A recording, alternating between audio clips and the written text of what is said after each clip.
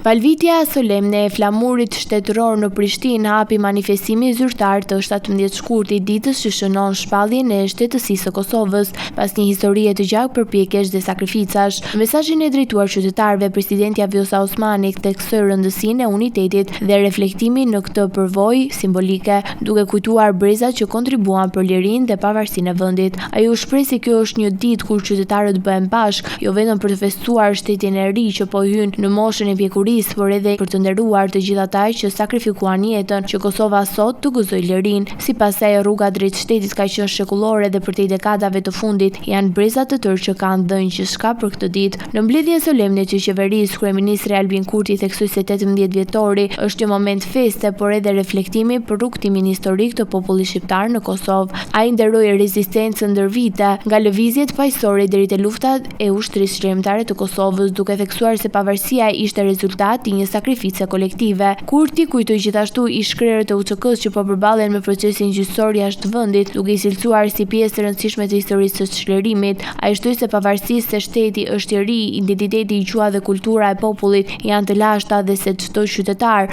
pa dallim etnie apo feje, është i barabartë para ligjit. Në kuadër të ceremonive, krerët institucional bën homazhe në disa prej pikave më simbolike të kryeqytetit, përfshirë monumentin e të pagjeturve në Sheshin Ibrahim Rugova, si dhe të pllakave përkujtimore të fëmijëve të vrarë në oborrin e kuvendit. Nderime u kryen edhe te varri i veprimtarit Adem Demaçi, ndërsa homazhet përfunduan në kompleksi memorial Adem Jashari në Prekaz, ku përkujtua sakrifica e familjes Adem Jashari, simbol i rezistencës dhe luftës për liri. Në këtë përvjetor, mesazhi kryesor i institucioneve ishte i qartë: ruajtja e unitetit, forcimi i shtetit ligjor dhe vazhdimi i rrugës drejt integrimeve euroatlantike mbeten prioritet kryesor për të ardhmen e Kosovës.